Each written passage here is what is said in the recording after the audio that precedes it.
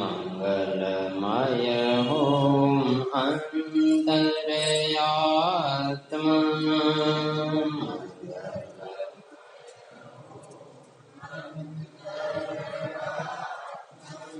मंगलमय ओम अंतर्यात्मा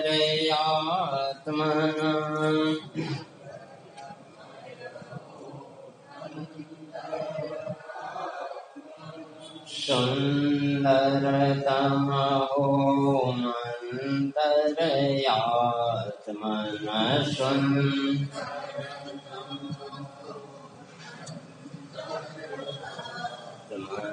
सुंदरतम ओम अंतर्यात्मन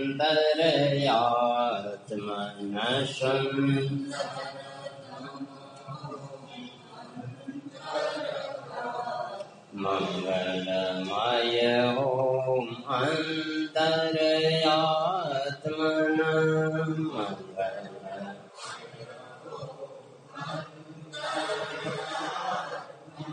अजरय मर ओम अचलय मल ओम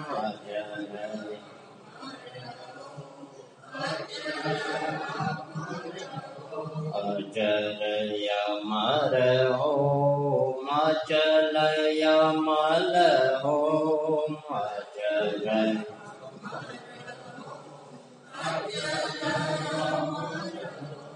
अक्षय अद्वय अनामय आत्मना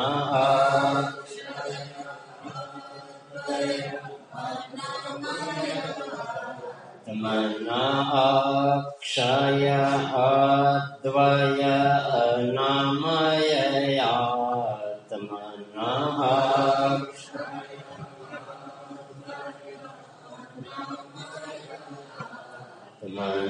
मंगलमय ओम अंतर्यात्मन मंगल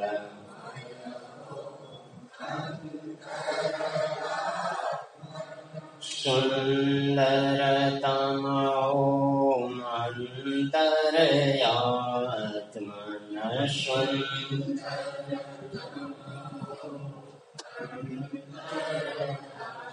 मन परम पुनीत ओम परम संवित ओम परम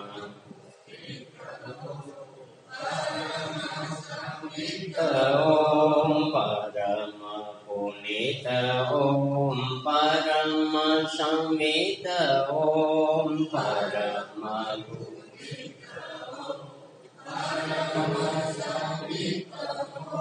सोहम शिवोहम शांतोहम आत्मनसो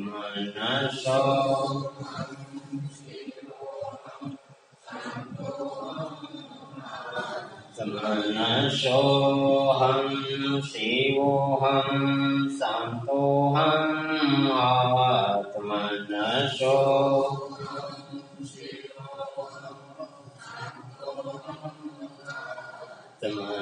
मंगलमय ओम अंतर्यात्मना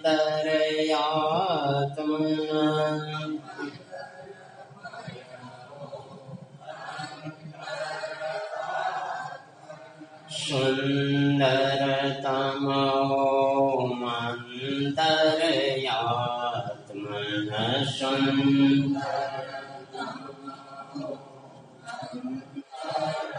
आत्मना मंगलमय ओम अंतर्यात्मना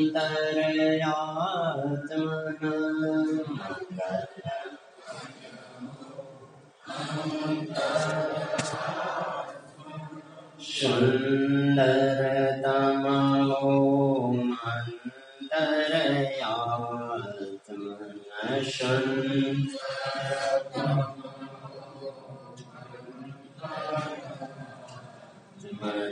सुंदरतम ओम अंतर्यात्मना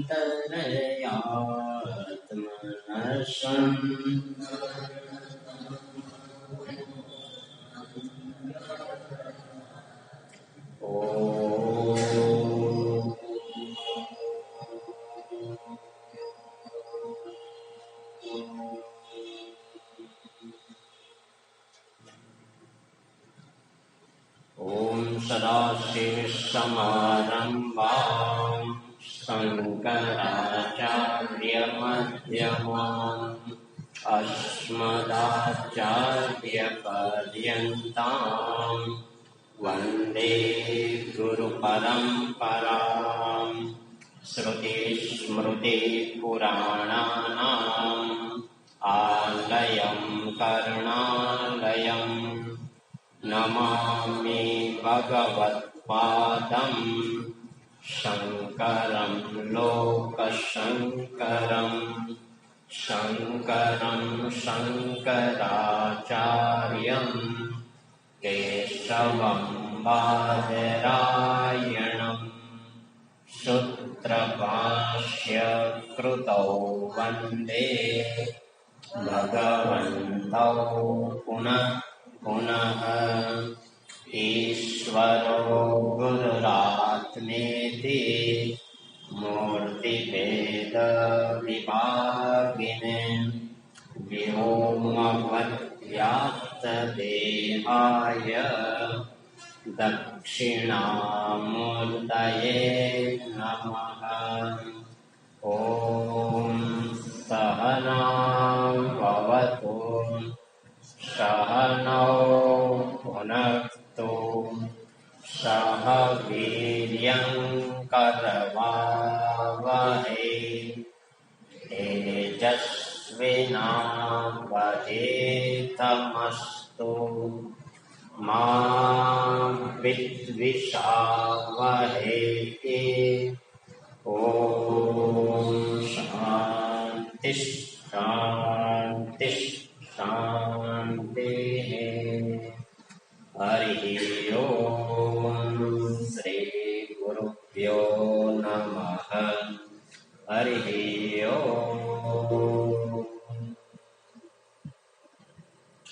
ओम्। अथ श्रीमद् भगवद् गीता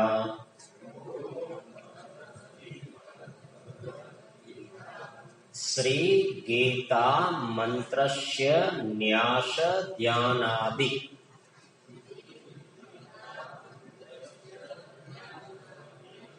श्री गीता मंत्रस्य न्यास ध्यानादि।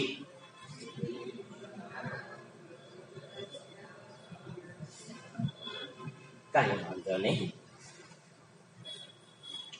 तो आ गुजराती में गीता प्रेस गोरखपुरनी जे बुक है पेज नंबर 21 पर आपेलू है। अथ परन्यास जे लख्यो है एनी अंदर नीचे आपेलू है गीता मंत्र ध्यान न्यास आदि वगैरह। तो हवे आपणे गई काले एक निष्ठ भक्तिनु फल जे छे ए प्राप्त थई गयुं। गई काले आपणे जोई गया एकम शास्त्रम देवकी पुत्र गीतम। गई काले आपणे जोई गया के भाई मारा माटे शास्त्र जे छे श्रीमद भगवत गीता जे देवकी पुत्र वडे गवायेली छे ए मारा माटे हवे परमात्मा ने मेळववानुं एक ज शास्त्र छे तो गीता शास्त्र। एटले त्यार पछी नक्की कर्युं के भाई मारा जीवननी अंदर एको देव एव देवकी पुत्र एव। तो मारा जीवन में एक ज इष्ट देव जे छे ए कोण छे तो के देवकी पुत्र। पछी एको मंत्रस्य तस्य नामानि यानि। तो यानि कानि तो के श्री कृष्णानि। तो भगवान श्री कृष्ण नो जे मंत्र छे के श्री कृष्णाय नमः श्री कृष्ण शरणम मम वासुदेवाय नमः XY जे आपणे मंत्र बोलीए ए मारा जीवन नो एक ज मंत्र छे। त्यार पछी कीधुं कर्माप्येकम एक तस्य देवस्य सेवा। मारा जीवन नो जे कर्म छे एक ज कर्म छे के मारा इष्ट देवनी संपूर्णपणे शरणागति पूर्वकनी सेवा। आवुं गई काले आपणे आखे आखा श्रीमद भगवत गीताना जे 29 श्लोको हता महात्म्यना ए आपणे जोई अने छेल्ले अंते आ फल आपणे प्राप्त कर्युं। તો હવે જીવનમાં નિશ્ચય થઈ ગયો કે મારા જીવનના મંત્ર એટલે શાસ્ત્ર છે એ શ્રીમદ ભગવદ્ ગીતા છે, મારા જીવનનો દેવતા શ્રી કૃષ્ણ ભગવાન છે, મારો મંત્ર પણ એક જ છે વાસુદેવ, અને મારા જીવનના બધા કર્તવ્ય કર્મનું પાલન એટલે કે હું જે કર્મ કરું છું એ કર્મ મારા માટે હવે જે છે તે બધા વર્ણાશ્રમ ધર્મના એ ભગવાન શ્રી કૃષ્ણની પ્રસન્નતા માટે, એની સેવા માટે છે.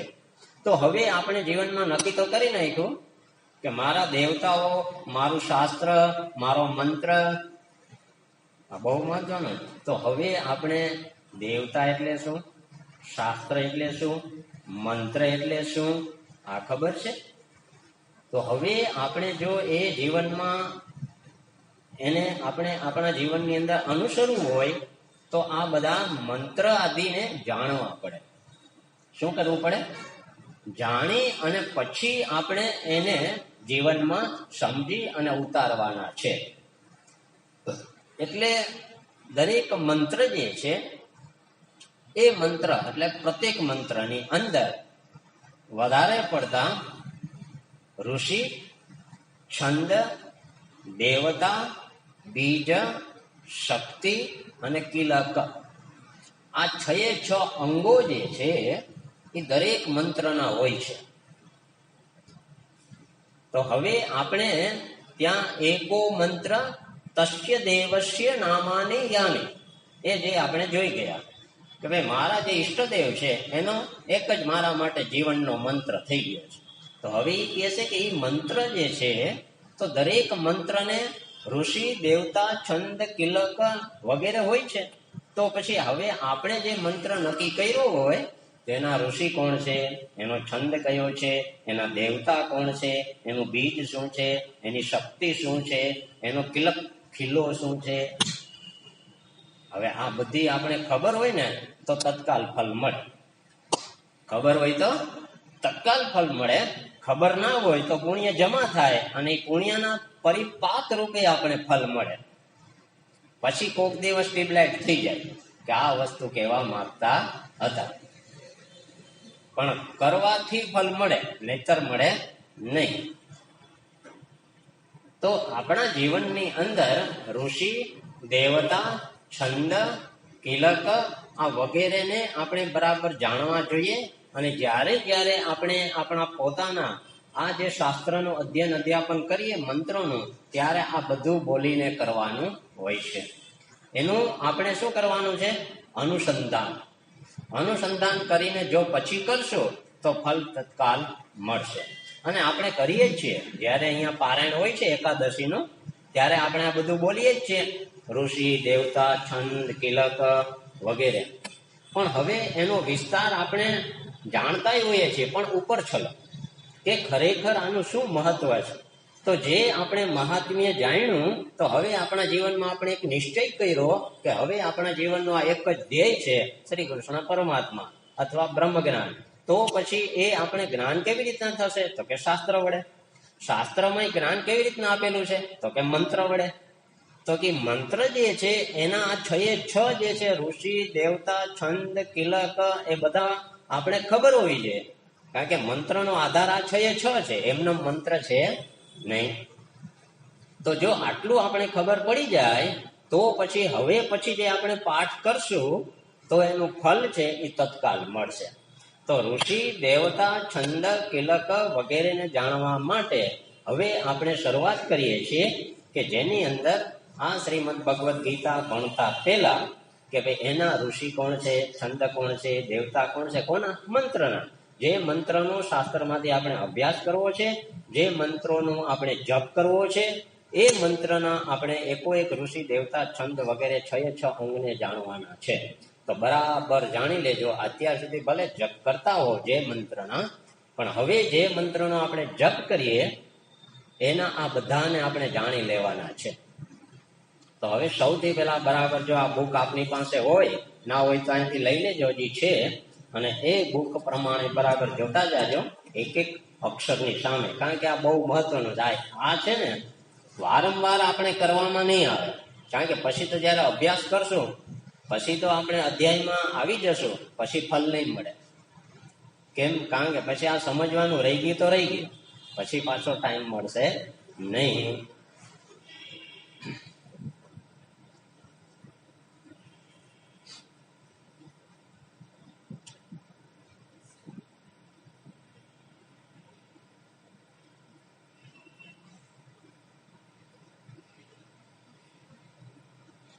હા, હવે તેમાં હું એક વાક્ય વાંચું છું, એને પછી તમે ધ્યાનથી બોલજો. ઓમ અસ્ય શ્રીમદ ભગવદ ગીતા માલા મંત્રસ્ય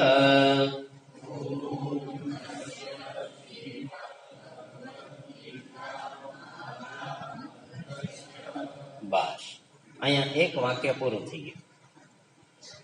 અડધું ચરણ જે છે એ પૂરું થયું. હવે આ વસ્તુ સમજાય ને તો આગળ વધવાનું, ના સમજાય તો એને પેલા સમજી લેવાનું. કારણ કે નહીતર આખું કન્ટિન્યુટીમાં આમાં એકય છોડી શકાય એમ નથી. જેમ કે આપણે દાદરા ચડતા હોઈએ તો દાદરાના પગથિયા જે છે એ પેલો ઓલો બનાવતો હોય તો આપણે તો ખબર છે કે બે ચડી શકશું ભેગા, સમજાણું કે નહીં? તો હું એકને ના કરાવીએ તો હાલે કે ના હાલે? કે ભાઈ આપણે પહેલે પગથિયે પગ મૂકવાનો છે તો આપણે તો ઠેક મારીને બે પગથિયા ચડી શકીએ એમથી, તો પેલા પગથિયાનો ખર્ચો ના કરીએ તો હાલે કે ના હાલે? કા શું થાય? તો આપણે કદાચ કેટલા દી ચડી શકવાના, સમજાણું કે નહીં? અને બીજા જે આપણા સગાવાલા વડીલો છે એને તો ટેકાની જરૂર પડશે કે નહીં પડે? એટલે આવું હોય કે જયારે આપણી પાસે શક્તિ હોય ને ત્યારે પછી એ શક્તિની આપણે કેવા ઓવર કોન્ફિડન્સ આવી જાય ને ત્યારે પછી આવું કંઈક આપણે બાયકોટ કરી નાખતા હોય છે. પછી ભવિષ્યમાં ખબર પડે કે આ જો તેથી કરી લીધું હોત ને તો વાંધો, સમજાણું કે નહીં? એટલે હવે અહીંયા ઓમ જે છે શબ્દ એ સાકાર પરમાત્મા અને નિરાકાર પરમાત્માનો એકાક્ષરી બ્રહ્મ વિદ્યાનો નિર્દેશ કરતો આ મંત્ર છે ઓમ. તો ઓમ છે એ બ્રહ્મ વિદ્યા છે. કેવી? એકાક્ષરી. એ સાકાર પરમાત્માનું અને નિરાકાર પરમાત્માનું દર્શન કરાવનાર છે. એટલે ઓમ પછી અસ્ય. અસ્ય એટલે કે આ. અસ્ય કસ્ય? ગીતા અસ્ય. તો શ્રીમદ ભગવદ ગીતા અસ્ય શું છે? શ્રીમદ ભગવદ ગીતા માલા મંત્રસ્ય. હવે અહીંયા શ્રીમદ ભગવદ ગીતાના જે શ્લોકો છે એનું એને નામ આપ્યું છે મંત્ર. શું નામ આપ્યું છે? મંત્ર. હવે મંત્રોની આગળ એને શબ્દ વાપર્યો છે માલા. માલા એટલે કે જે આપણે જપમાળા કરીએ છીએ ને, તો જપમાળા જે આખી છે એમાંથી એકને કાઢી લો તો એને શું કહેવાય? મણકો કહેવાય. બરાબર છે? તો જાજા મણકા ભેગા થઈ જાય એક જ દોરામાં તો એને શું કહેવાય? માળા. સમજાણું કે નહીં? હવે આ શબ્દ ઉપર ખબર પડી જાય ગીતા માલા મંત્રસ્ય. તો ગીતા જે છે એ મંત્રોની માળા છે, હાર માળા છે. શું છે? તો એક પછી એક જ ખાલી મંત્ર નથી. ગીતામાં કેટલા મંત્રો આપ્યા છે? 700 મંત્રો. એની પેલા હમણાં આપણે ભણી ગયા 30 મંત્રો અલગ, હજી એના પછી બીજા 9 ભણશું એ અલગ. આ બધા અલગ છે પણ બધા કોની અંદર આવશે? શ્રીમદ ભગવદ ગીતા. એટલે ગીતા જે છે એ શું છે?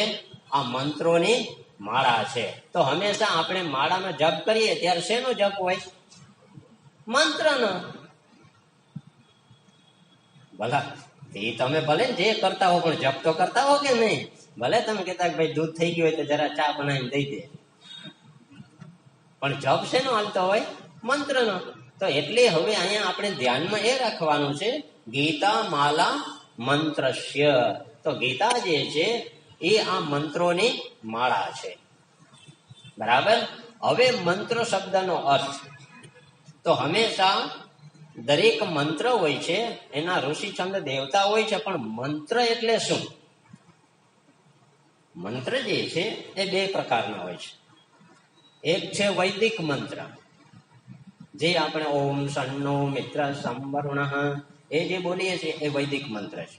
જેમ આપણે ઓમ સહના ભવતુ બોલીએ છીએ વૈદિક મંત્ર છે. તો વેદમાં બતાવેલા બધા મંત્રો જે છે જેનું નામ છે વૈદિક મંત્રો. જ્યારે શ્રીમદ ભગવદ ગીતા અને પુરાણોમાં જે કઈ આપેલા છે એને કહેવાય તાંત્રિક મંત્રો. કેવા? બીક લાગે નામ પડે એટલે. પણ જેની અંદર સિસ્ટેમેટિક એક તંત્ર જે આપણું ચાલતું હોય ને, જેમ ઓફિસ છે તો જે કોઈ પણ ઓફિસ હોય તો એની અંદર એક પછી એક છે, પટાવાળાથી માંડી જુનિયર સિનિયર જે કોઈ મેનેજરો હોય ત્યાં સુધીનું એક તંત્ર ચાલતું હોય. શું ચાલતું હોય? તંત્ર. પણ જ્યારે મેનેજરો અને એની અંદર નિષ્ઠાવાળા જ્યારે કોઈ કર્મચારીઓ ન હોય તો એ ઓફિસનું તંત્ર બગડી જાય. એટલે એમ કે ભાઈ હમણાં તંત્ર બરાબર ચાલતું નથી. તો તંત્ર એટલે કે સિસ્ટેમેટિક જે કોઈ સિસ્ટમ ચાલે છે એને તંત્ર કહેવાય. શું કહેવાય? કે સ્ટેપ બાય સ્ટેપ, એક પછી એક, એમાં આગળ પાછળ નહીં, આડાઅવળું પણ નહીં, એને તંત્ર કહેવાય. એમ તાંત્રિક મંત્ર. તાંત્રિક મંત્ર એટલે કે તમારે એક કોઈ પણ વિષયની અંદર શરૂઆત કરવામાં આવે તો છેક વિષય પૂરો ન થાય ત્યાં સુધી એના જેટલા સિરિયલમાં શ્લોકો આવતા હોય એ એક પછી એક આવે, એમાં પહેલો ને છેલ્લો એમ લઈ શકાય નહીં. એને શું કહેવાય? બરાબર તંત્રબદ્ધ ચાલવું જોઈએ, આડાઅવળું કરાય નહીં. એટલે એને તાંત્રિક મંત્ર કહે છે. કેવા કહે છે? કે તંત્ર સિસ્ટેમેટિક કર્મ કરવાનું. તો જેમ કે આપણે ભગવદ્ ગીતા ભણીએ છીએ તો પેલા 18મો અધ્યાય ભણીને પછી પેલો ચાલુ કરીએ તો તમે ઉભા થઈને હોય જાઓ ને કે ભાઈ અમે તો 18મો અધ્યાય ભણી લીધો, પૂરું થઈ ગયું. તો તંત્ર એટલે કે વ્યવસ્થિત પહેલો અધ્યાય પછી બીજો પછી ત્રીજો પછી આમને એમાંય પાછો તમે પહેલો અધ્યાય ચાલુ કરો એમાં પેલો 40મો શ્લોક ભણીએ તો ચાલે? જો આને તંત્ર કહેવાય. સિસ્ટમ બરાબર ચાલી ગયો, સ્ટેપ બાય સ્ટેપ, આગળ પાછળ નિયમનું ઉલ્લંઘન કરાય નહીં. હવે તાંત્રિક થી બીક લાગે? તો જ્યાં સિસ્ટેમેટિક બધી પદ્ધતિ કરવાની હોય એને શું કહેવાય? તંત્ર. એટલે આપણા ઘરમાં પણ તંત્ર ક્યારે ચાલે બરાબર? જે વડીલો હોય એના નીતિ નિયમો પ્રમાણે બધા જો પાલન કરે સ્ટેપ બાય સ્ટેપ તો તંત્ર બરાબર ચાલે. નકર સૌની રીતના સૌ ઉઠે ને ખાય પીએ ને આટા મારે તો તંત્ર બેરવિખેર થઈ જાય કે હમણાં તંત્ર બગડી ગયું છે કે નહીં? તંત્ર બગડી જાય તો બરાબર ચાલે? ન ચાલે. તો તંત્ર સિસ્ટમ બગડી જાય તો એને રિપેર કરવી પડે. સમજાય ગયું બરાબર? મંત્રો બે પ્રકારના છે. તો શ્રીમદ ભગવદ્ ગીતામાં જે આપણે ભણીએ છીએ એને તાંત્રિક મંત્ર કહેવામાં આવે છે. જ્યારે વેદની અંદર, ઉપનિષદની અંદર જે છે એને વૈદિક મંત્ર કહેવામાં આવે છે. ક્લિયર? કે હવે મંત્ર શબ્દનો અર્થ શું થાય? પાછો મંત્ર કોને કહેવાય? આ બરાબર વિચારવાનું કે જે મંત્ર જે છે એ મંત્રો કોણ બોલે છે, ક્યારે બોલે છે, કોના માટે બોલે છે, આ બધાનું જો આપણે જ્ઞાન થાય એના માટે મંત્રની રીત છે. કે ભાઈ જે વ્યક્તિ એટલે કે જેને કહેવાય આત્મ કામ પુરુષ એટલે આપ્ત પુરુષ, જે બીજાના કલ્યાણ માટે થઈ પોતાની બુદ્ધિની મર્યાદા જેમાં કશી નથી અને બીજાનું કલ્યાણ થાય એના માટે જેને કહેવામાં આવે છે. અને પછી કેને કહે છે, શા માટે કહે છે? કે જે સત્ય વસ્તુ છે અને જે એનાથી અજ્ઞાત વસ્તુ છે. કેવી વસ્તુ છે? એક સત્ય, અને એ સત્ય પાછું કેવું છે? અજ્ઞાત, એટલે એને જ્ઞાન છે નહીં. તો સત્ય અને અજ્ઞાત વસ્તુનો બોધ કરાવનાર જે આપ્ત પુરુષો જે છે એના વાક્યો કે એના વચનોને મંત્ર કહેવાય. મંત્ર કોને કહેવાય? સત્ય વસ્તુ જે છે કે બ્રહ્મ સત્ય છે, બરાબર છે, પણ એ આપણા માટે કેવો છે? અત્યારે અજ્ઞાત છે, હું એને બરાબર જાણતો નથી. તો હવે જે આચાર્યોએ પોતે આ પ્રયત્ન કરી ઈશ્વર ગુરુ શાસ્ત્રની કૃપા મેળવી આ આત્માનું જેને દર્શન કર્યું છે અને એ પછી જ્યારે પોતે સમજાવવા માટે પોતે જેમ સમજ્યા છે પોતાના ગુરુ પરંપરાથી, એવી રીતના જે સમજાવવા માટે જે વચનો બોલે આ અજ્ઞાત અને સત્ય વસ્તુનું બોધ કરાવવા માટે એને મંત્ર કહેવાય. શું કહેવાય? એટલે મંત્ર શબ્દ એટલે બીજી કાંઈ માથાકૂટ કરવાનું નથી, પણ આટલું સમજવાનું કે જ્યાં મંત્ર શબ્દ લાગુ પડે ત્યાં સમજવાનું છે કે સત્ય વસ્તુની વાત કરે છે. શેની વાત કરે છે? ટ્રુથ, સત્ય. અને એમાંય પાછું મને અજ્ઞાન હોય એની વાત કરે છે. સત્ય વસ્તુ હોય, જેમ કે દાખલા તરીકે અત્યારે રાત છે કે દિવસ, બરાબર છે, તો હવે એનું તો જ્ઞાન તમને છે કે નહીં? તો એના માટે કઈ મંત્ર ભણાવવાની જરૂર નથી. કેમ? કારણ કે તમને જ્ઞાત છે અને વસ્તુ તમને આખા જગતમાં સત્ય છે કે ભાઈ અત્યારે આને રાત કહેવાય, એ તો જ્ઞાન છે બધાને.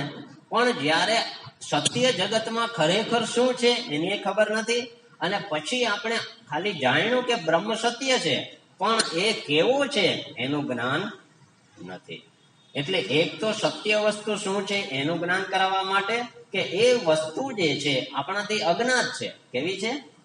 હું એને જાણતો નથી, છે એવી ખબર છે, પણ કેવું છે મને ખબર નથી. એટલે કે આવી સત્ય વસ્તુ જે છે એ અજ્ઞાત જે છે એનું જ્ઞાન કરાવનાર જે છે એનું નામ છે મંત્ર. એટલે હવે જયારે વૈદિક મંત્રો જે છે અને પૌરાણિક મંત્રો જે છે એ બધા શું કામ કરે છે? સત્ય અને સાધકના અજ્ઞાત આ બે નું ઉદ્ઘાટન કરે છે, ઉદ્ઘાટિત કરે કે ભાઈ સત્ય વસ્તુ શું છે એનું હજી નિર્ણય કરી શકતો નથી, છે ને? એકમ વસ્તુ સત્યમ ત્યદ વ્યતિરિક્તમ સર્વમ અનિત્યમ ઇતિ સત. તો સત્યમ એકમ, એક જ સત્ય છે, તદ વ્યતિરિક્તમ સર્વમ અનિત્યમ, તો એના સિવાયનું બધું અનિત્ય છે. તો સત્ય વસ્તુ એક કઈ છે? બ્રહ્મ. બ્રહ્મ એવ સત્યમ તદ વ્યતિરિક્તમ સર્વમ મિથ્યા અનિત્ય. હવે સત્ય વસ્તુ તો ખબર પડી કે બ્રહ્મ સત્ય, ત્રિકાલે અપિતિષ્ઠતિ સત, એ ખબર પડી ગઈ. પણ હવે કહે છે કે એનું જ્ઞાન મને કેવી રીતના થશે? એના જ્ઞાન માટે જે આપણે અભ્યાસ કરીએ શાસ્ત્રનો, એની અંદર જે રીત બતાવવામાં આવે એને ઉદ્ઘાટિત કરે બ્રહ્મને, એના લક્ષણો દ્વારા, એને મંત્રો કહેવાય. તો જેટલા આપણે ઉપનિષદની અંદર, વેદની અંદર જે મંત્રો છે એ એક જ સત્ય વસ્તુના નિર્દેશ માટે અને એનું જ્ઞાન થાય એના માટે જાત જાતના અનેક મંત્રો આપણી બુદ્ધિને સમજાય એના માટે વિસ્તાર કર્યા જ રાખ્યો છે. તો આમ સામાન્ય રીતે જોઈએ તો 4 વેદની અંદર 1,00,000 મંત્રો થાય, એના 4 વિભાગ છે. તો એ 4 વેદની અંદર જે 1,00,000 મંત્રો છે એ બધા મંત્રો કામ શું કરે છે? સત્ય વસ્તુને આપણી પાસે ઉદ્ઘાટિત કરે છે. એટલે અજ્ઞાત વસ્તુનું જ્ઞાન કરાવવા માટે. તો સત્ય વસ્તુ જ અજ્ઞાત છે, બાકી અસત્ય તો બધું જ્ઞાન આપણે છે જ, બરાબર ને? કે હું માણસ છું એવું આપણે જ્ઞાન થાય એના માટે ક્યાં ભણવા જવું પડે? હું માણસ છું એવું જ્ઞાન પ્રાપ્ત કરવા માટે કઈ સ્કૂલ કોલેજમાં ભણવા જવું પડે? કારણ કે પહેલેથી જ જ્ઞાન છે કે હું માણસ છું, પણ હું બ્રહ્મ છું એ જાણવા માટે ભણવા જવું પડે કે ના જવું પડે? તો જે સત્ય છે એ મારાથી અજ્ઞાત છે, હું એને જાણતો નથી, એટલે એના જ્ઞાન મેળવવા માટે જે હું શાસ્ત્રનો ગુરુ પાસે બેસીને અભ્યાસ કરું, એ શાસ્ત્રનું નામ જે હોય તે ઉપનિષદ કે વેદ, પણ એની અંદર જે શ્લોકો હોય, મંત્રો હોય, એ મંત્રો જે છે એ મને આ ગુરુદેવ મારી સામે ઉદ્ઘાટિત કરશે, એનો અર્થ મારી સામે રજૂ કરશે. તેથી મારી બુદ્ધિની અંદર અર્થ પ્રગટ થશે કે સત્ય બ્રહ્મ શું છે. તો મંત્રો જે છે એ જ્ઞાન માટે ઉપયોગી છે, અજ્ઞાત વસ્તુનું જ્ઞાન કરાવવા માટે ઉપયોગી છે. પણ મંત્રો ડાયરેક્ટ આપણે સીધું ફળ આપશે નહીં, એના માટે શું કરવું પડશે? ગુરુ પરંપરા પ્રમાણે અભ્યાસ કરવો પડશે. એટલે હવે મંત્ર શબ્દનો અર્થ બરાબર સમજાઈ ગયો. તો હવે કહે છે કે ઓમ અથ અસ્ય શ્રી ગીતા માલા મંત્રસ્ય. તો શ્રીમદ ભગવત ગીતામાં 700 શ્લોક છે, એ શું છે? મંત્ર છે. એટલે મંત્રો ભેગા કર્યા એટલે 700 ની સંખ્યા થઈ. હવે એક જ મંત્ર હોત તો પછી એને મણકો કહેવાય. તો અહીંયા માલા મંત્રસ્ય એટલે મંત્રોનો મણકાઓ, એટલે મંત્રો થી મણકા છે, પણ કેટલા છે? 700 છે, એટલે આખી માળા થઈ ગઈ. તો હવે મંત્ર એટલે શું?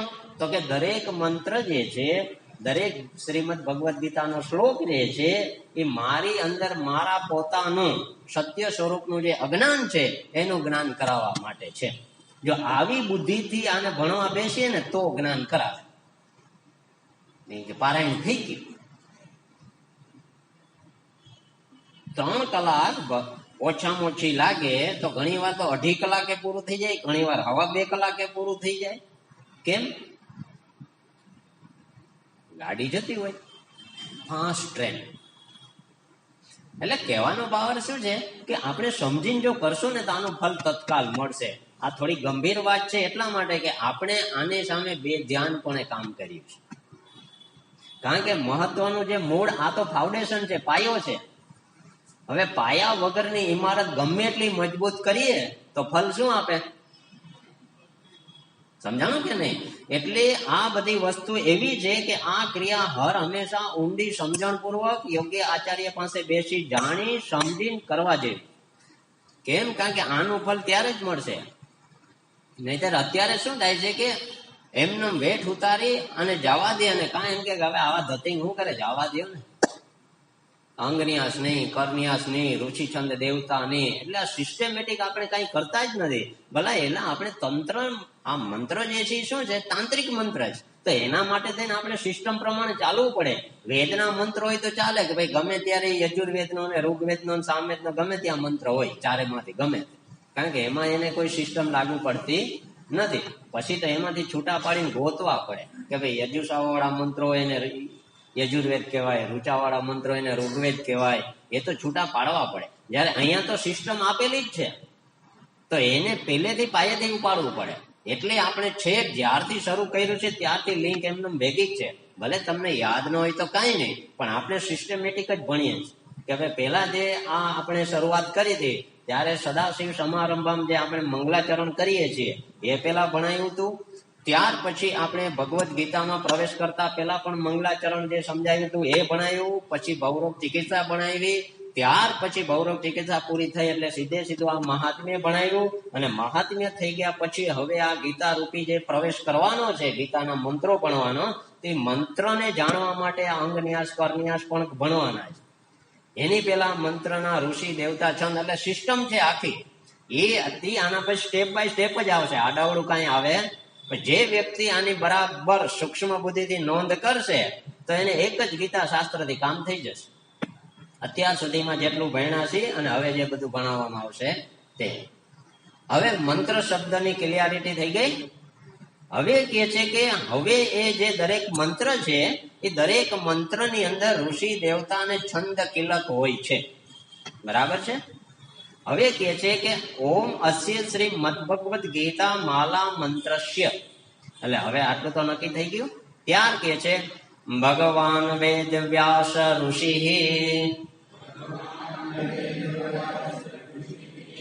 હવે જ્યાં જ્યાં મંત્ર હોય તો મંત્ર દ્રષ્ટા ઋષય.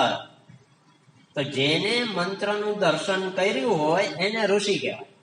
ઋષિ કોને કહેવાય? ઋક્ષતિ ઇતિ ઋષિ. જે મંત્ર દ્રષ્ટા રહ છે એને ઋષિ કહેવાય. તો હવે કહેવામાં આવે છે કે અહીંયા કે આ શ્રીમદ ભગવદ ગીતા જે છે, ભગવાન શ્રી કૃષ્ણ જે આપ્ત પુરુષ જે છે એ કેવા છે? આપ્ત પુરુષ. એની બુદ્ધિની અંદર આ જે ભ્રાંતિ છે આપણા વ્યવહારની એ એની અંદર નથી.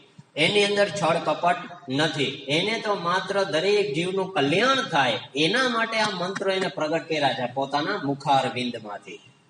એટલે ત્યાં એને કેવા કહેવાય? આપ્ત પુરુષ. કે બીજાના કલ્યાણ માટે જે વસ્તુ આપવામાં આવે અને એ કલ્યાણ ત્યારે જ થાય જ્યારે એ વસ્તુનું એ વ્યક્તિને અજ્ઞાત હોય, એનું જ્ઞાન ના હોય અને વસ્તુ પાછી સત્ય હોય. તો પરમાત્મા શ્રી કૃષ્ણએ સત્ય પરમાત્માનું જ જ્ઞાન આપવા માટે અર્જુનને નિમિત્ત બનાવીને આ આખું જ્ઞાન આપેલું છે. અને શેનું ઉદ્ઘાટન કર્યું છે ને? સત્ય વસ્તુ, જ્ઞાન જ. તો એના કલ્યાણ માટે. એટલે જે વ્યક્તિ કોઈ પણ જાતની સામેવાળા પાસે અપેક્ષા રાખ્યા વગર અને સત્ય વસ્તુનું જ્ઞાન કરાવી દે અને એને 84 ચક્રમાંથી મુક્ત કરાવી દે એવું જે જ્ઞાન આપે એને આપ્ત પુરુષ કહેવાય. કેવા કહેવાય? આપ્ત પુરુષ. એટલે એવા આપ્ત પુરુષના જે વચનો હોય એને મંત્રો કહેવાય. શું કહેવાય? મંત્રો. તો ભગવાન શ્રી કૃષ્ણએ આ બધી જે ગીતા બોલ્યા છે એના બધા 700 શ્લોક શું છે? મંત્રો છે. હવે મંત્રોના દ્રષ્ટા કોણ છે? એટલે કે છે કે ભગવાન વેદ વ્યાસ ઋષિ. તો ભગવાન વેદ વ્યાસે આ ભગવાન શ્રી કૃષ્ણે જે ગીતા ગાય છે એના મંત્રોનું સંકલન એને કર્યું છે મહાભારતની મધ્યમાં. જો એને દર્શન ના કર્યું હોત ભગવાન વેદ વ્યાસે તો આ ગીતા આપણી પાસે ના આવત. આ બહુ મહત્વનું. ભગવાન તો ત્યાં અર્જુનની સામે બોલ્યા ઉપદેશ આપવા માટે, પણ ત્યાં જો ભગવાન વેદ વ્યાસે એ મંત્રો જેટલા ભગવાન બોલ્યા એનું દર્શન ના કર્યું હોત તો આપણા સુધી અત્યારે આ ભગવદ્ ગીતા પહોંચાત નહીં. એટલે હવે કહેવામાં આવે છે કે કોઈ પણ મંત્ર ભણીએ ને તો એના દ્રષ્ટા કોઈ ને કોઈ ઋષિ હોય જ, પણ આપણે બહુ ઊંડાણથી વિચારતા હોતા નથી. એટલે આ હવે શ્રીમદ ભગવદ્ ગીતા જે છે એ શું છે? મંત્રો છે. ભગવદ્ ગીતા શું છે? આખી મંત્રોની માળા છે. હવે કે છે કે ભાઈ એની અંદર આ મંત્રોના દ્રષ્ટા કોણ છે? ઋષિ ભગવાન વેદ વ્યાસ. તો ભગવાન વેદ વ્યાસ જે નામ પડ્યું એનું, એની પેલાનું નામ શું હતું? બાદરાયણ. બદ્રીના વૃક્ષ નીચેથી એને સાધના કરી કે ત્યાંથી પ્રાપ્ત થયા એટલે એનું નામ છે બાદરાયણ. અને એની પેલા એનું નામ શું હતું? વૈશંપાયન. શું નામ હતું? શ્રી વૈશંપાયન ઉવાચ શ્રુત્વા ધર્માનુશેષેણ પાવનાની ચ સર્વશઃ યુધિષ્ઠિર શાંતનવમ પુનરેવાભ્યભાષત. છે ને? તો કોણ બોલ્યું? વૈશંપાયન. તો ત્યાં કોણ છે? ભગવાન વેદવ્યાસ. એટલે હવે ભગવાન વેદવ્યાસ નામ એટલા માટે પડ્યું કે એમણે શું કામ કર્યું?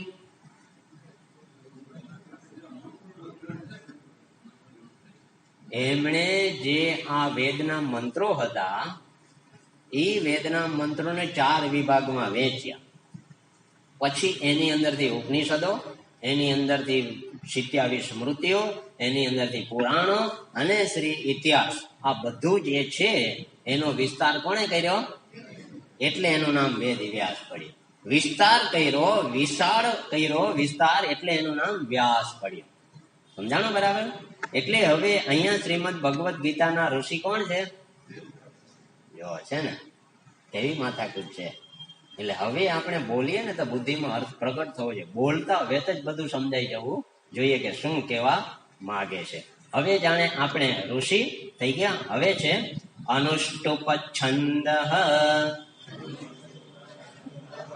હવે શબ્દ છે છંદ. તો હંમેશા જે મંત્રો હોય એનું બંધારણ હોય. શું હોય? બંધારણ. એટલે કે ગાવાની રીત હોય એને છંદબદ્ધ ગાવું પડે. આડાવડા મંત્રો હોય નહીં. તો હવે દરેક મંત્રોનું બંધારણ હોય, એ બંધારણ પ્રમાણે એ છંદનું નામ પડે. દાખલા તરીકે 8 અક્ષરોનું જો બંધારણ હોય તો એને અનુષ્ટુપ છંદ કહેવાય. 11 અક્ષરોનું બંધારણ હોય તો એને ત્રિષ્ટુપ છંદ કહેવાય. પછી છંદનો કોઈ પાર નથી કે ભાઈ તમે કયા છંદમાં કયું બંધારણ બાંધો છો એ તમારા ઉપર આધાર. ત્રિષ્ટુપ છંદ, અનુષ્ટુપ છંદ, પછી હરિણી છંદ, શિખરિણી છંદ, માલિની છંદ, પછી વસંત તિલકા છંદ, સ્રકધરા છંદ. છંદનો કોઈ પાર નથી. તમે જે છંદમાં, પણ શ્રીમદ ભગવદ્ ગીતા વધારે પડતી અનુષ્ટુપ છંદ છે અને બાકીના ત્રિષ્ટુપ છંદમાં ગવાયેલી છે. એટલે છંદ જે છે એને આપણે જાણવા જોઈએ અને છંદનો નિયમ પણ જાણવો જોઈએ કે હવે આ ગીતા જે છે અનુષ્ટુપ છંદ છે અને ત્રિષ્ટુપ છંદ. બરાબર? તો હવે આપણે છંદોબદ્ધ ગાવી જોઈએ. કેવી ગાવી જોઈએ? તો છંદોબદ્ધ ગાવાની એટલે કે જ્યાં જ્યાં 8 અક્ષરે અટકવાનું હોય તો એનો આપણો ઉચ્ચારણનો રાગ જે છે, છંદ જે છે એ અનુષ્ટુપ જ હોવો જોઈએ. 11 અક્ષરે અટકો તો એનો તમારો છંદનો રાગ જે છે એ ત્રિષ્ટુપ જ હોવો જોઈએ. એમાં ફેરફાર ચાલે નહીં. ત્રિષ્ટુપને અનુષ્ટુપમાં ના ગવાય, અનુષ્ટુપને ત્રિષ્ટુપમાં ના ગાઈ શકાય. એટલે છંદોબદ્ધ નિયમ પ્રમાણે ચાલવાનું. હવે આ થોડુંક અત્યારે કડક પાલન કરાવે છે. આ તો ભાઈ ભગવાને કીધું છે એટલે આપણે કરવું તો જોશે. કારણ કે એ કરશું તો આનું ફલ મળશે. હંમેશા ગમે તે વ્યવસ્થા જ્યાં હોય, ડિસિપ્લિન જ્યાં બતાવવામાં આવતી, એનું જો પાલન કરીએ તો એનું ફલ તત્કાલ મળે.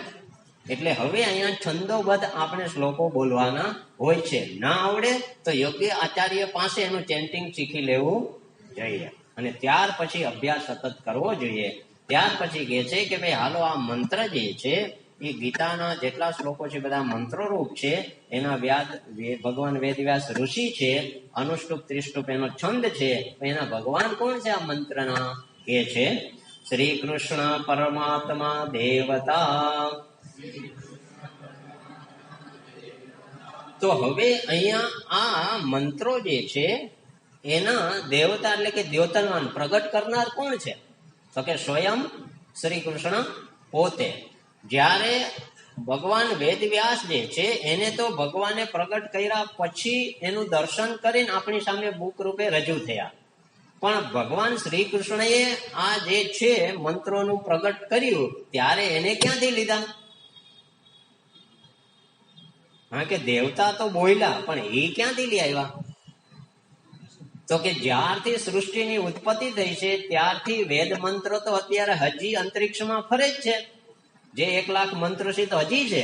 એટલે ભગવાને એ જ મંત્રોનું દર્શન કર્યું કૃષ્ણ ભગવાન, અને પછી પોતે અર્જુનને સમજાય આપણે સમજાય એ રીતના એને ઉદ્ઘાટિત કર્યા. એટલે આ જ્ઞાન જે છે એ કઈ કૃષ્ણ ભગવાને નવું આપ્યું. કોણે આપ્યું છે? કૃષ્ણ ભગવાને. પણ કેમાંથી આપ્યું છે? જે પહેલેથી વેદની અંદર છે તે. સમજાણું કે નહીં? એટલે હવે આ મંત્ર બોલ્યા કોણ છે? તો કે ભગવાન શ્રી કૃષ્ણ. તો કૃષ્ણ છે કોણ? જે પરમાત્મા માંથી જગતની ઉત્પત્તિની સાથે નિશ્વાસની માફક જે મંત્રો પ્રગટ થયા છે એ જ નારાયણ અત્યારે પોતે બોલે છે. શ્રી કૃષ્ણ પોતે છે, બ્રહ્મ જ છે, આત્મ સ્વરૂપ જ છે પોતે. એટલે એ બ્રહ્મ પોતે જ, જે પોતે ઉત્પત્તિની સાથે જે મંત્રો પ્રગટ કર્યા હતા પોતાની અંદરથી નિશ્વાસની માફક, એ જ પાછા અત્યારે ગીતા રૂપે મંત્રો એ પ્રગટ કરે છે આપણી સામે. એટલે આપણા માટે ઓથેન્ટિક છે કે નહીં? કારણ કે સ્વયં પરમાત્મા પોતે બોલે છે. હવે આના મંત્રો એ બોલે છે ને એનું ન માનીએ તો હવે આપણે કોનું માનીએ? કા ઓછી માયા નથી આપણે? આ બહુ મહત્વનું. હવે આનાથી તો મોટું કોઈ છે નહીં માનવા જેવું જગતમાં. આ એક જ રહ્યા પરમાત્મા ખુદ પોતે કૃષ્ણ રૂપે પ્રગટ થઈ અને પોતે જ વેદના મંત્રો અત્યારે આપણે ગીતામાં આપી દીધા. સમજાણું બરાબર? તો હવે આ કેટલું બધું આપણા માટે એક તો પવિત્ર ગ્રંથ છે, એક તો પુણ્યશાળી ગ્રંથ છે, એક તો આપણું કલ્યાણ કરનારો છે, ને એ ઉપરાંત આપણે વ્યવહારની અંદર પણ ગમે તેવા પ્રશ્નોનું સોલ્યુશન આપનારો આ ગ્રંથ. કેમ કે સ્વયં શ્રી કૃષ્ણ પરમાત્માની વાણી છે. એટલે આને કોઈ સામાન્ય પુસ્તક કે ચોપડી સમજતા નહીં. જેટલું એના બને શકે એટલો કદાચ આદર ના થાય તો કાંઈ નહીં, પણ અપમાન તો કરવું જ નહીં. નહીતર એની અંદર જે શક્તિ છે ને એ આપણે પ્રાપ્ત નહીં થાય. કારણ કે આની મહત્તા જોશું ત્યારે ખબર પડશે કે આ ગીતા આટલી બધી મહાન છે અને આપણે એની ખબર નથી. ઘર કી મુર્ગી દાલ બરાબર. આ બહુ મહત્વ. વિચાર કરો. કેમ? એમાં આપણો વાંક નથી. કેમ કે આપણે આપણા વારસામાં ક્યાંય મળ્યું નથી. આપણે આપણા વારસામાં આપણને પ્રાપ્ત થયું નથી એટલે આ પ્રોબ્લેમ છે. નહીતર તો ક્યાં વાંધો છે? અને આપણે હવે જે તે જગ્યાએ મળે છે તો એની અંદર હવે આપણી બુદ્ધિની અંદર એ ગ્રહણ કરવા માટેની જે ક્ષમતા હોવી જોઈએ, શક્તિ હોવી જોઈએ, એ અત્યારે આપણી ઓછી પડે છે. શું કામ? કારણ કે વ્યવહારમાં આપણે એટલા બધા વ્યસ્ત હતા અત્યાર સુધીમાં, તો વ્યવહારનું આપણી અંદર એટલું બધું નોલેજ બહાર કરીને બેઠું છે તો હવે આની ઉપર ડેપ્થ વિચાર કરવા માટે આપણું મન તૈયાર જ નથી. કારણ કે 2-4 આમ અત્યારે જો આટલું છૂટું પાડીને આપણે સમજીએ છીએ તો કંઈક મજા આવે, પણ જયારે તમે જાતે વાંચશો, હવે બાકીનું હવે નીચેથી વાંચો તો શું ખબર પડવાની? જયારે એને અનફોલ્ડ કરીએ ત્યારે ખબર પડે. તો હવે આપણે આપણા ગુરુ પાસેથી જ ભણવાનું ને. અમે ને કઈ તમારી ગોણે જ અમે બેઠા હતા પલોઠી વાળી, હાવ ડોબાની ગોણે. ગુરુજી ટપ્પો પડે છે કે નહીં આમ જ કરતા, પણ ન પડ્યો તો ન જ પડ્યો. પણ આ એની કૃપા છે, આ ગુરુની કૃપા છે. કારણ કે તમે ને અમે એમાં ફર્ક શું છે? કોઈ ફર્ક નથી. માત્ર ઈશ્વરની કૃપા, ગુરુની કૃપા, શાસ્ત્રની કૃપાથી અમને સમય મળ્યો અને અમે એની ઉપર થોડું ચિંતન મનન એમની કૃપાથી કર્યું એટલે એ અર્થ ઉદ્ઘાટિત થયો. બીજું કાંઈ છે નહીં. તો તમે પણ ચિંતન મનન કરો શ્રદ્ધાને વિશ્વાસપૂર્વક, એનો અર્થ પ્રગટ થાય, સમજાઈ જાય. ન સમજાય શું? આ જીવતા જાગતા દ્રષ્ટાંત. કારણ કે અમે પહેલે દિવસે ક્યાંક તો શરૂઆત તો કરી હશે ને. એમને તો સીધું આવડવાનું નથી કોઈને. આ ગુરુ પરંપરા એટલે ગુરુ પાસે ગયા વગર તો આવડવાનું નથી. બહુ મહત્વનું. શ્રદ્ધાવાન લભતે શયંતેન્દ્રિય કરવી પડશે, એના વિના ચાલશે નહીં. સેવા કરવી પડશે, એના વિના ચાલશે નહીં. એટલે ઈશ્વર, ગુરુ અને શાસ્ત્રની કેવી હોવી જોઈએ? અનન્ય શરણાગતિ. તો આ કામ થઈ જાય. ભલે વેલા મોડું થઈ જશે પણ એમને પ્રાપ્ત નથી થતું. કારણ કે આ ને આ વાત તમે અહીંયા આજથી ઓછામાં ઓછા 15 વર્ષ પહેલા કે ભણી ગયા છો. કોની પાસે? સ્વામી એક પ્રસંગ. સમજાણું કે નહીં? એ વાત અત્યારે એમની કૃપાથી અમને મળી અને એમની જ કૃપાથી અત્યારે આ બોલી રહ્યા છીએ અમે. અમારું તો આમાં કઈ છે નહીં, તો તમે જાણો છો. તો બસ માત્ર ફર્ક એટલો છે કે આપણે ચિંતન મનન કરવાની સમય કે ફુરસદ ઓછામાં ઓછી મળે છે.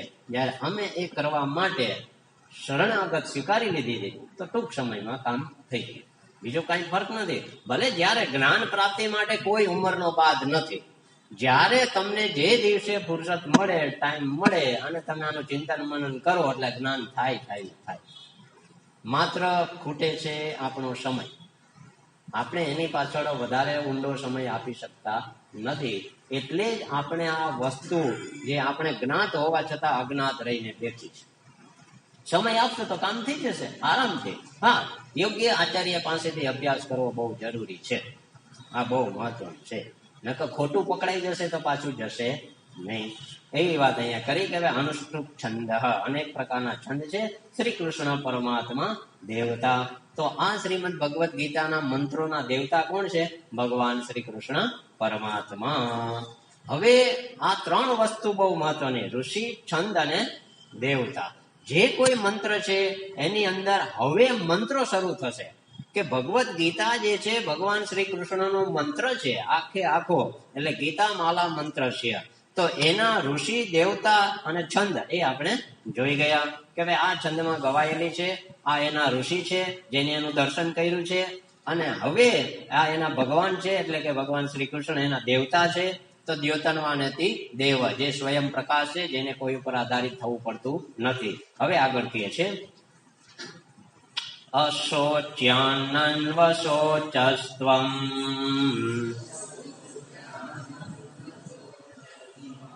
પ્રજ્ઞાવાદાંશ્ચ ભાસસે અશોચ્યાનન્વશોચસ્ત્વમ પ્રજ્ઞાવાદાંશ્ચ ભાસસે.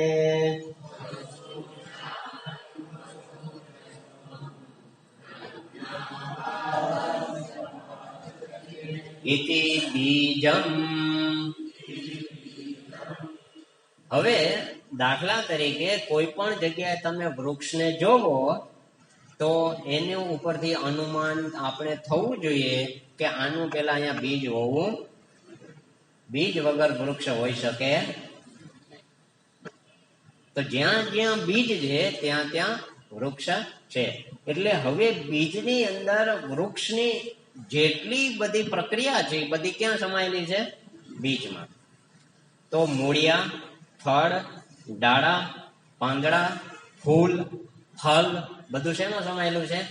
બીજમાં. સમજાણું કે નહીં? એટલે બીજ એટલે શું?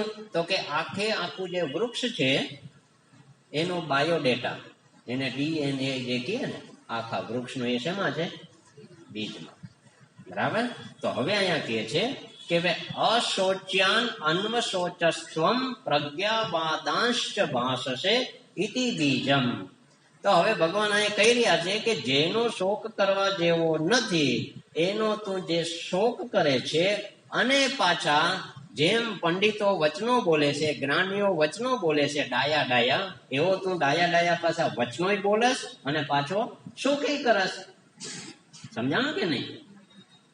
તો જેનો શોક કરવા જેવો નથી એનો તું શોક કરસ અને પાછા વળી પાછા ડાયા ડાયા વચનો બોલસ. કોના જેવી હાલત છે અર્જુનની? કોના જેવી હાલત છે? આપણા જેવી.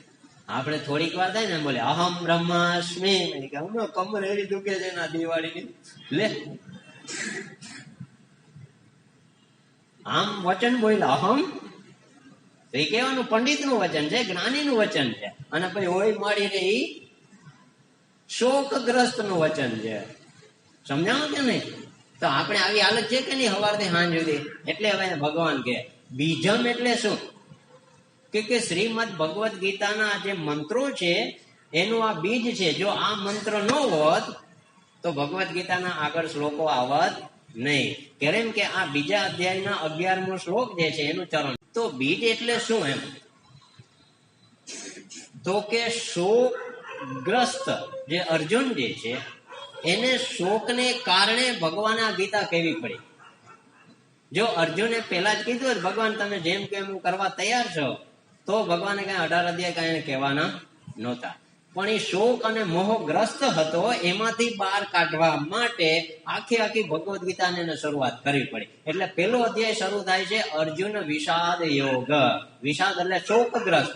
જે અર્જુન શોકગ્રસ્ત હતો તો અધ્યાય શરૂ થયો, પહેલાથી બીજો, ત્રીજો, ચોથો, પાંચમો, એમ ભગવાને અહીંયા શ્લોક નંબર કેટલા છે? બીજા અધ્યાયના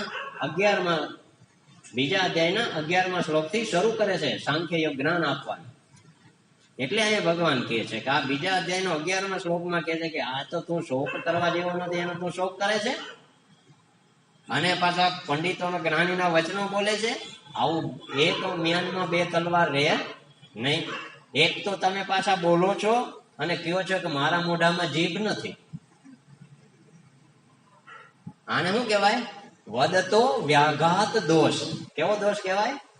વદતો વ્યાઘાત દોષ. એક તો તમે બોલો છો, તો તમે બોલો છો એનો ઘાત કરો છો, હું નથી બોલતો. અરે વદતો વ્યાઘાત દોષ. એક બાજુ બોલો છો ને પાછા કહો છો મારા મોઢામાં જીભ નથી. આ કયો નિયમ? એટલે અહીં ભગવાન કહે છે કે એક બાજુ તું શોકગ્રસ્ત છો, મોહગ્રસ્ત છો, અને પાછા વળી બ્રહ્મના વચનો, ડાયા પંડિતોના વચનો બોલે છે. એટલે ભગવાને કીધું કે ભાઈ આ જે છે શોક ગ્રહ જે છે, શોક અને મોહગ્રસ્ત અર્જુન, એને માટે થઈને ગીતાનો આરંભ થયો. સમજાણું? એટલે આ બીજરૂપ મંત્ર છે. આ મંત્ર કેવો છે? બીજરૂપ. એટલે જો અર્જુનને શોક કે મોહ ન હોત તો આ ગીતાનો આરંભ થાત નહીં. બહુ મહત્વ. એટલે જેના થકી આરંભ છે એને શું કહેવાય? બીજ. એટલે આ બીજ રૂપી મંત્રો હોવાથી આ શ્લોકનું નામ છે બીજ. શું નામ છે? બીજ. તો હવે આ આખો ગીતા માલા મંત્રશ્રીનું બીજ શું છે? શોક અને મોહગ્રસ્ત અર્જુનની વાણી. એટલે કે એનું જીવન, એની લાચારી, એની પરાધીનતા. તો એમ આપણા જીવનમાં પણ લાચારી ને પરાધીનતા હોય તો જ્ઞાન માટે આગળ વધવું પડે ને. તો કોકને શરણે જઈએ, તો મદદ માગીએ. એમ અહીંયા ભગવાનની મદદ આને અર્જુને માગી. એટલે અર્જુનની હાલત જે છે, અર્જુન જાણી ગયો કે આ શોક અને મોહમાંથી મને બહાર કાઢી શકે એવું જગતમાંથી બીજું કોઈ છે નહીં, સ્વયં શ્રી કૃષ્ણ પરમાત્મા છે. એને જાણી ગયો એટલે એને શરણે જતો રહ્યો. એટલે ભગવાને પછી એને ઉપદેશ આપવાનું ચાલુ કર્યું. જો એને આ પોતાનો શોક અને મોહ રજૂ ના કર્યો હોત ભગવાનની સામે, તો ભગવાન આ ગીતા કહેત. એટલે આપણે આ અર્જુને પોતાનો શોક અને મોહ રજૂ કર્યો, એને કારણે આખી ગીતા ભગવાનના મુખમાંથી પ્રસરી ગઈ, પ્રગટ થઈ, નીકળી. એટલે આખી ગીતાનું બીજ શું થયું? અશોચ્યાન અન્વશોચસ્વમ પ્રજ્ઞાવાદાંશ્ચ ભાસસે ઇતિ બીજમ. સમજાઈ ગયું? બીજ એટલે શું? આ પપૈયાનું બીજ નથી, કેળે ચીકુનું બીજ નથી. શું છે? શોક મોહનું બીજ છે, જે આપણે લાગુ પડેલું છે. આપણા જીવનની શરૂઆત રુદનથી છે કે નહીં? ઉવા કરતો આવે છે કે નહીં? આ બીજ છે શોક અને મોહગ્રસ્ત. હવે એને કારણે જો શોક અને મોહગ્રસ્ત અર્જુન હતો, એ એના જીવનનું બીજ છે, ગીતાનું બીજ છે. એમ આપણા જીવનનું બીજ શોક અને મોહ જ છે. એને કારણે 84 નું ચક્કર છે. તો હવે આ બીજનું છે, તો હવે આગળ જો એ શરણાગતિ પૂર્વક હવે ઉપદેશ સાંભળે તો ફલ મળશે. આગળ કહે છે સર્વધર્માન પરિત્યજ્ય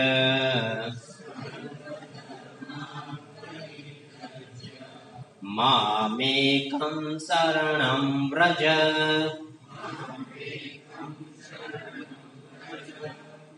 સર્વધર્માન પરિત્યજ્ય મામેકં શરણં વ્રજ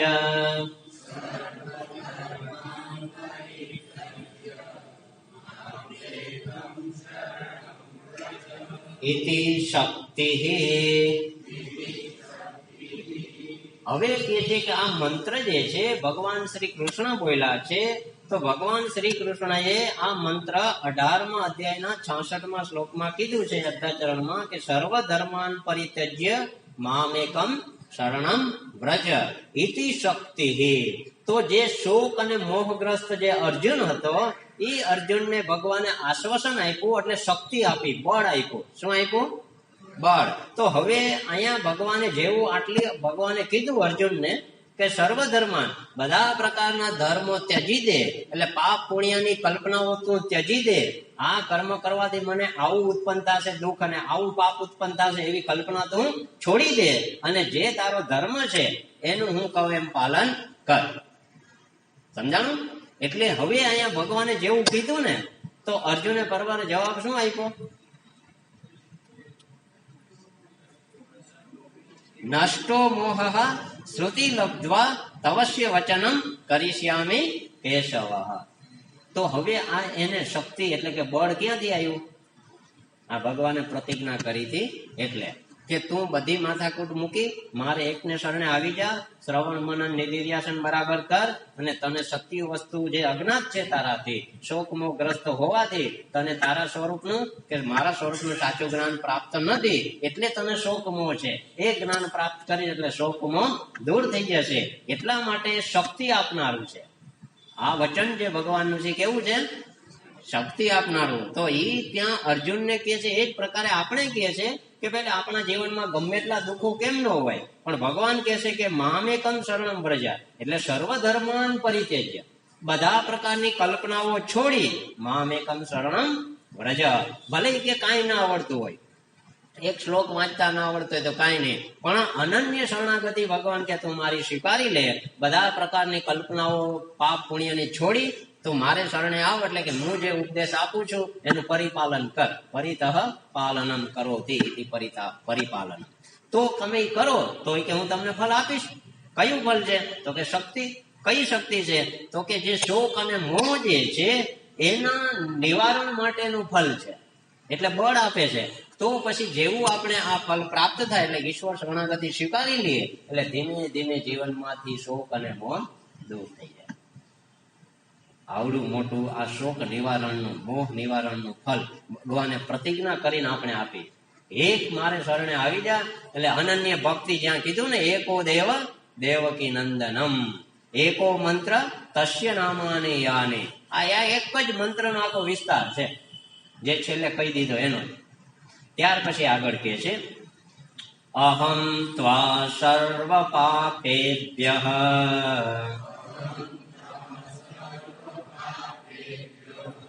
મોક્ષયિષ્યામિ મા શુચઃ.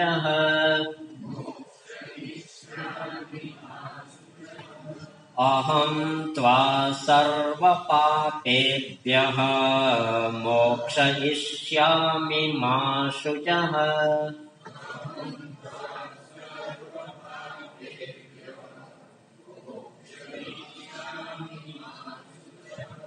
વાહ. હવે અહીંયા ભગવાન કહી રહ્યા, અહમ ત્વા, અહમ એટલે હું, ત્વા એટલે કે તારા, સર્વ પાપેભ્ય, બધા પ્રકારના પાપો, પાપ અને પુણ્ય એ ઉપરાંત બધા પ્રકારના પાપો શું કરીશ? તો કે છોડાવી દઈશ, એટલે મુક્ત કરી દઈશ. અહમ સર્વ પાપેભ્યો મોક્ષ ઈષ્યામિ, એટલે કે બધા પ્રકારના પાપોમાંથી હું તને મુક્ત કરી દઈશ. અહીંયા હું તને મુક્ત કરી દઈશ. ભગવાને બહાર દીધો. આગળ અહમ છે સર્વનામ વાપરો, મી એટલે હું, કે હું તને બધા પ્રકારના પાપોમાંથી મુક્ત કરી દઈશ. મા શુચઃ, જોયું અહીંયા માં છૂટો પાડ્યો છે કે નહીં? માં વિદ્વિષા વહે, જે આપણે બોલીએ છીએ ને, તો અહીંયા માં છૂટો છે કે નહીં? તો માં એટલે નહીં ના અર્થમાં છે. શેના અર્થમાં? ત્યાં માતાજીના અર્થમાં કે મમ્મીના અર્થમાં માં નથી. ત્યાં આપણે એવું માં ભેગું જોડી દે છે. એ માં એટલે અહીંયા માં એટલે નહીં, માં એટલે નકારાંત, ના માટે છે. માં શુચઃ, તું શોક કર નહીં. માં એટલે નહીં, તું શોક કર નહીં. કેમ? કારણ કે હું બધા તારા પાપોમાંથી મુક્ત તને કરી દઈશ, તું શોક કર નહીં. ઇતિ કિલકમ, એ શું છે? કિલકમ એટલે ખીલો. શું છે? ખીલો. ખીલો એટલે શું?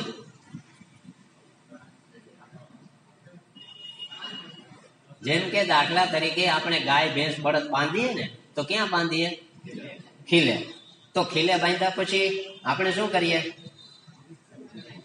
આપણે ચિંતા મુક્ત થઈ જાય. કેમ? હવે અહીંયાથી આગું જશે નહીં. સમજાણો કે નહીં? તો હવે અહીંયા છે જેવું ભગવાને એને કીધું કે મામેકમ શરણમ વ્રજ, તું મારે એકને શરણે આવ, બધા પ્રકારના પાપોમાંથી હું તને મુક્ત કરી દઈશ. એવું જેવું અર્જુને સાંભળ્યું એટલે એ સીધો એ ભગવાનના શરણે જતો રહ્યો. એટલે એને નિશ્ચય કરી લીધો કે આપણી ચિત્ત વૃત્તિ જે છે, આપણી ચિત્ત વૃત્તિ જેની અંદર અનેક પ્રકારના સંશયો, વિપરીત ભાવનાઓ ઉત્પન્ન થાય છે કે આમ કરીશ તો આમ થશે, આમ કરીશ તો આમ થાય છે, એવી ચિત્ત વૃત્તિને એક જગ્યાએ બાંધવી, એક જગ્યાએ સ્થિર કરવી, એને કિલકમ કહેવાય. ખીલે બાંધો.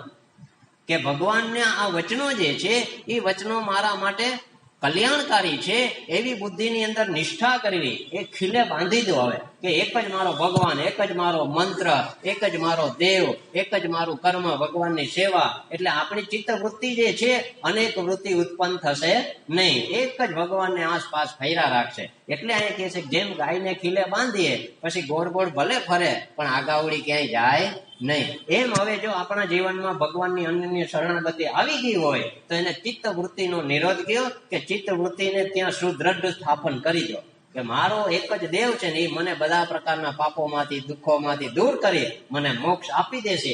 એવી ચિત્તની વૃત્તિ ત્યાં સ્થિર થઈ જવી જોઈએ. કામ પૂરું. પછી ચિત્તની અંદર તો અનેક સંસ્કારો છે, એ સંસ્કારો પ્રગટ થશે. પણ જો એક ખીલે આપણે બાંધેલું નહીં હોય, ભગવાનને શરણે આપણે નહીં હોય, તો ચિત્ત પોતાના સંસ્કાર પ્રમાણે પાછું વર્તન કરશે. એટલે કહે છે તિલકમ એટલે ખીલો. ખીલો એટલે શું? તો કે અહમ તો આ સર્વ પાપેભ્યો મોક્ષિષ્યામિ મા શુચઃ. તો ભગવાને કીધું કે તું શોક ના કર, એ હું તને વચન આપું છું, બધા પ્રકારના પાપમાંથી હું તને મુક્ત કરી દઈશ. તો પછી હવે ભગવાન જેમ કહે એમ ચિત્તની અંદર દ્રઢ પણ એને સ્વીકારી લેવું જોઈએ. હવે ભગવાનના વચનો પ્રમાણે જીવન જીવવું જોઈએ. એટલે હવે ચિત્ત વૃત્તિમાં કોઈ પણ વ્યક્તિ તમે આમ કેમ કરો? શાસ્ત્રમાં કીધું છે, શાસ્ત્ર મારા માટે પ્રમાણ છે, એમાં ઈશ્વર છે, એ મારા પોતાનો શરણાગત છે, મારો ઈષ્ટ છે, આ એનો મંત્ર છે, મંત્ર મારા માટે કેવો છે? આપ્તકામનો હોવાથી મને મોક્ષ અપાવનારો છે. એટલે એ મનની વૃત્તિ જે છે, ચિત્તની જે વૃત્તિ છે એ ખીલે બંધાઈ જવી જોઈએ. એક નિષ્ઠ ભક્તિ, એકાગ્ર ભક્તિ, એટલે મન શાંત, એકાગ્ર, પવિત્ર જાગૃત કર્યા પછી આ ઈશ્વરને શરણે ખીલે બાંધી દેવું, ઈશ્વરની આજ્ઞા, ઈશ્વરના મંત્રો પ્રમાણે જીવન જીવવું, એને ચિત્ત વૃત્તિની એકાગ્રતા કહેવાય. એને શરણાગતિ સ્વીકારી લીધી. હવે આવી રીતના એનું સ્થાપન કરો. હવે અહીંયા આટલું કર્યું ને આપણે, તો આ બધું હજી તો પ્રારંભિક હતું. આ તો શું? પ્રારંભિક.